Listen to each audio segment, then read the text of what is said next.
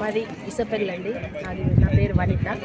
నేను ధ్యాన మార్గంలో చేరుకొని 5 సంవత్సరాలు అవుతుంది. నాకు ఇంతకుముందు ధ్యానం అంటే తెలియలేదు. ధ్యానం అంటూ తెలిసిన నుండి నాకు చాలా ఆనందంగా ఉంది. మా కుటుంబ సభ్యులతోటి మా ఊర్లో ఇంకా మా తెలిసిన వాళ్ళు బంధువులకు అందరికీ ధ్యానం చెప్తున్నాను.